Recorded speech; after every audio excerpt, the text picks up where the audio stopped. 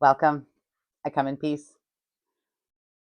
Today we are talking about 10 myths that I have heard repeatedly, usually in the comment sections of corporate media broadcasts that are often representing only the voice of the separatists.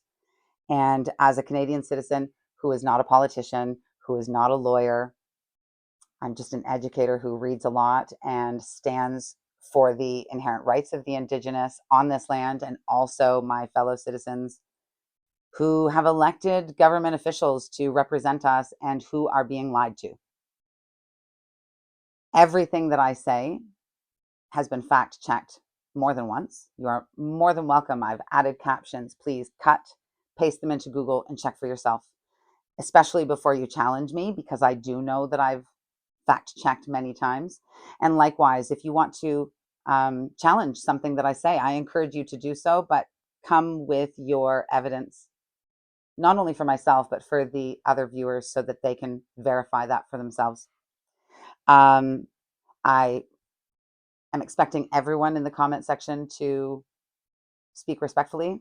We're allowed to disagree with each other. That is the beauty of being Canadian. But we, as a civilized society, need to be respectful of one another. And there are moderators on this chat to make sure that that happens. And right now, your premier is taking your tax dollars and funding a fantasy that I'm about to tell you will never happen. In fact, it shouldn't have happened as of where we are today. If you imagine that there are 3 stages that have already happened in this process. The first one, her very first responsibility was her duty to consult the Indigenous nations who are named on the treaties. And Danielle decided that that wasn't important. She didn't have to do that. Further along the road, she had a court ruling in December of 2025 from Judge Feasby, who said that the petition and a referendum would be unconstitutional and unlawful, and yet she continued with the process.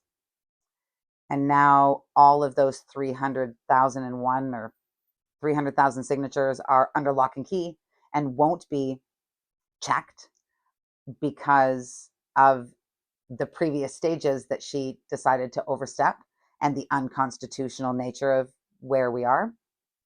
And the damage has already been done in Alberta. I experience it every day. And again, we can be respectful and you can challenge me, but the law is the law and the truth is the truth. And it doesn't matter how hard you stamp your feet. That's the fact of the matter. So we're going to talk about these 10 things. I encourage you to write in the comments if you have questions. I will be here checking the comments always and replying to you. Yeah, so let's give this a go. The very first one we're going to talk about is being a democratic society. And of course, we are a democracy, but we're also a nation that follows the rule of law, which is why we can't drive whatever speed we want to down the highway, or I can't break into Tim Hortons with a group of girlfriends in the middle of the night because we want coffee. There are lawful ways of doing things, and so far that has not been followed. Not to mention that the petition itself, the referendum itself, go against our Constitution and the treaties therein. We'll talk a little more about in a minute. And so, well, we have to follow the law. And whether 300,000 people in Alberta want to separate or not, this isn't the way to do it. And the judges have said so. Number 2, the land was ceded. The land was given to the Crown. It was not. And if it was done so under coercion, under false claims, manipulation. First of all, the Indigenous nations didn't speak English initially, certainly weren't fluent in reading and writing. And many of those signatures are actually X's on the paper. Furthermore, the Indigenous don't believe that they are owners of this land. They consider themselves as caretakers and protectors. So to suggest that they were giving away something that they didn't believe they had ownership of anyway just seems so unfathomable to me. But we do know, because historical evidence show us now, that they were coerced, they were abused and threatened. But the bottom line is the documents that they believed they were signing, when they did sign, they believed that they were signing something that protected them and protected the land while sharing it with us. They did not believe they were giving over the land. And so that brings me over to the treaties, which is number 3. The treaties, they can be ignored, they don't matter, we can vote against them, and that is just something we can't do. This country it exists because of those treaties. Had we not had them, well, the Constitution would never have been founded. And I always imagined the treaties something like addendums, like added to the Constitution as extras that happened over the years. And in fact, the better way of imagining that is they act like the paper with which the Constitution is written on. So they can't be separated. And that's why our federal government, and well, every step of the way across Canada with the Supreme Court, there are so many steps taken to protect the treaties, because the bottom line is we don't own this land. Canada does not own this land. Alberta does not own this land any more than Ontario owns the land I'm on right now. We are renters, if you imagine it that way, tenants on a land that our provincial governments do maintenance on. They're, the maintenance person. And the government, the Canadian federal government, is like the landlord, but the owner is the Crown, and he has signed documents with the Indigenous nations and the signatories then as the protectors and caretakers of this land. So it's not ours, and you can't vote for something that isn't yours. And that brings me into number 4, which is the ownership. The Separatist Party insists that they will be keeping the land and the resources, and that will never happen. It doesn't matter how this ends. It doesn't matter if it's lawful. It doesn't matter if they decide that they're going to do what they want to do no matter what. No matter which way this goes down, the land is not theirs. The land belongs to the Indigenous people, even if Canada agrees to let them separate and the Crown then gives up his title to the land. It automatically goes back to the Indigenous people. And no matter what 300,000 people want to have happen, those of us who do know the law across the entire nation will make sure that those protections stay in place for the Indigenous of Alberta. Well, to set a precedent for the rest of the country. So you don't own the land, you can't vote to take it away, no matter how much we want. And this is where our education has failed us throughout the years in Canada, that we don't know this. Number 5 is possession is 9/10 of the law. No, it's not. I get this one a lot. And the truth is, those people who say that are squatters. It was 2022 when Alberta abolished it's called the adverse possession law. And so since 2022, there's no such thing as squatters' rights, or 9/10 possession rights in Alberta. So squatting is just squatting, but you can't say you've been there, you were born there, and therefore it's yours. It doesn't exist. Moving right along. Number 6, the 37-year timeline. I don't know if anybody caught my video the other day, but there are 2 factors at play here in this one. The first one is, let's say we get to the federal stage and you are allowed to proceed and have the negotiation across the nation. Well, let's say we all vote and say yes, and now, well, you're leaving, and so we need to rewrite the Constitution, and that is a decades-long thing. I'm being very generous when I say 10 to 15 years to rewrite and change the Constitution. But while that happens, you have to stay. Um, in addition to that, once that period of time has ended, then you move on to international law. The governing body, it's made up of some people in the UN who decide whether or not you have just cause to become a sovereign nation. And well, the 1%, in 70 years, the 1% of applicants that have gained secession, they, the shortest took 27 years, the longest took 50, and the other two somewhere in the middle. And so, to put that into perspective, at the very minimum, should there be a world where this actually progresses, Danielle Smith will be 91 years old. Um, yeah. So, well, not to mention that Alberta doesn't even qualify. Alberta doesn't qualify. Quebec doesn't even qualify. And Quebec qualifies more than Alberta does because they have their own language, they have their own culture, they have their own government. Many things. I mean, there's a whole requisite, but nations with treaty land where they come from democratic societies, they're not starving to death, their governments haven't been taken over by a rogue regime, those kinds of nations are the ones that they look at, the groups that they look at to allow. And that brings us to number 7, and that is the comparison to Quebec versus Alberta, which I just started to touch on. So today, just in the comments of the commercial to lead up to this, someone said to me, yeah, well, what about Quebec? And so Quebec and Alberta, well, there are a lot of differences. Quebec was one of the founding members of Canada. Given that they don't require the duty to consult, there are no Indigenous for them to consult, their entire process is different than the one, well, in Alberta that's not being followed. Um, Not only that, there are things that, well, other misconceptions about that because it comes up a lot. Well, what about Quebec? If Quebec could do it, so could we. No, it's not quite that simple, unfortunately. And again, it comes down to our education and what they've taught us and what we all actually know collectively.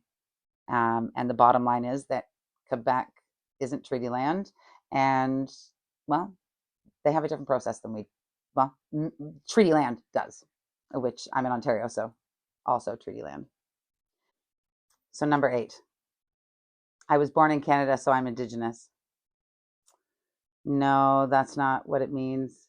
Um, Being born in Canada gives us birthright status and citizenship, of course, to the country, but it doesn't make us Indigenous to the land. Being Indigenous, well, it depends on several things: your ancestry, your self identification as Métis, Inuit, or First Nations, and you must have the acceptance of a community. And so, well, I think that just answers that, doesn't it? We're at number 9, the 50% plus one myth, which has changed since Quebec and the 1995 referendum. In fact, it spurred on the creation of the Clarity Act, which came to be in 2000. And since then, so Danielle Smith has mentioned, a clear answer to a clear question, and the answer being the response of Albertans and Canadians. Except it doesn't say just a clear answer. It says a clear majority answering to a clear question. And 50% plus one is just, I mean, it's a majority, but it's not a clear majority. As I mentioned earlier, there are many protections in place to stop a province from leaving the country that, well, they've made it even harder. So it didn't apply during Quebec and their efforts to separate. But since then, the law has been changed. You can look up the Clarity Act for yourself. And in fact, even just that 50% plus one only gives the province or the group of people who want to separate a right to negotiate. It doesn't actually give them a right to separate. That's when the country will then say, okay, now you've checked with everyone. Now you can have your talks and see where this goes. So there are many half-truths and things that are being left out of the conversation that are, well, they make a difference. The voices of the 634 Indigenous people, the Clarity Act also states, cannot be extinguished by a vote to separate. That's not allowed. It's stated right in the documents. So 50% plus one is definitely a myth. And that brings me to number 10, and that is the cross-border treaties. I keep talking about the 5 treaties that are represented in Alberta. Often you just hear about treaties 6, 7, and 8, and those are the 3 largest. But 100% of Alberta's land is on treaty land.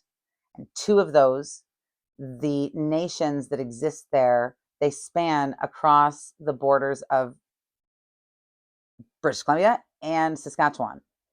And so now you're not just talking about the people in Alberta, the Albertans, the Albertan Indigenous, the people who have a say. Now you have to consult the other 2 provinces where the other Indigenous nations exist, because their nations existed long before there were borders for Alberta, right? So it's treaties 6, 7, 8, 4, and 10 that are protected under treaties. And as I mentioned earlier, Danielle Smith had a duty to consult all 5 of those nations, and all 5 of them she chose not to. So those are our 10 myths. I hope that, well, I've given you some clearer information. My call to action now is, if you follow through in the description or in the comments, or just go into the channel for the Gathering Place and go into the community posts, you'll find I have copy and paste letters there that you can send to Danielle Smith. You do not have to be from Alberta to send a message to Danielle. I've done so. To your premier, to your member of parliament, to the prime minister, to the attorney general. Keep in mind that the attorney general is literally this, she's like the pen, the automatic pen for the king. And the letters that go to her, those messages do go forward. And, well, again, I've written them. And the copy and paste letter can be adapted to send to whomever. Likewise, I have several fact sheets on matters such as these, and there are many other things that we haven't discussed. And they're all vetted, but vet for yourself, check, double check my fact checking. But if you're in the comment sections or you just want to understand more, then help yourself to any of the resources that I have posted there. I really encourage you to send a letter. I mean, the more voices they hear from outside of Alberta show everyone that the nation is involved in this and we have a voice. So let's use it. Also, please, I have another 10, 20, 30 facts that I could check and debunk. So let me know in the comments if this is a topic that you want more information on. Because I'd be happy to continue doing these videos. I don't like to make them much longer than what this will be, but if there is a desire for more information, then I will share more and I will respond swiftly to that. In the meantime, be good to each other, to our Indigenous hosts that let us stay on this land.